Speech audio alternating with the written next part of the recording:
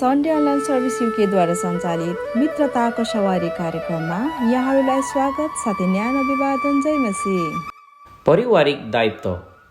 हामी जहाँ बस्दा पनि वा जुनसुकै ठाउँमा काम गर्दा पनि त्यहाँ हाम्रो विशेष जिम्मेवारी हुन्छ। घरमा, व्यवसायमा, नोकरीमा, सबै ठाउँमा हाम्रो आफ्नो जिम्मेवारी हुन्छ। आफ्नो जिम्मेवारीको विषयमा राम्रो ज्ञान हुनु र त्यसलाई राम्रोसँग पुरा गर्न आवश्यक हुन्छ। त्यस्तै विषयमा पावलले पतिलाई, पत्नीलाई, छोराछोरीलाई, बुवालाई, काम गर्ने व्यक्तिहरूलाई पनि, मालिकहरूलाई शिक्षा दिएका छन्। परमेश्वरले हामीलाई जुन ठाउँमा राख्नुभएको छ त्यो ठाउँमा रहेर हामीले आफ्नो जिम्मेवारीलाई सही तरिकाले पुरा गर्नुपर्छ। तब मात्र हामी जुन उद्देश्यले बोलाएका हौँ त्यस उद्देश्यमा हामी सफल हुनेछौँ। पतिले आफ्नो पत्नीलाई प्रेम गर्न परमेश्वरको आज्ञा छ।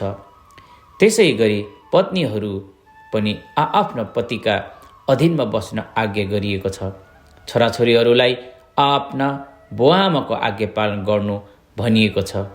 अनि बुवाहरूलाई विशेष चेतावनी छ, आफ्ना छोराछोरीले रिस नउठाओ, न त तिनीहरू रिस गर्नेछन् र निराश हुनेछन्। कामदार र मालिकहरूलाई पनि विशेष शिक्षा छ। कामदारहरूले मालिकको लागि होइन परमेश्वरको लागि काम गरेको जस्तो गरेर इमान्दारीसँग काम गर्नुपर्छ।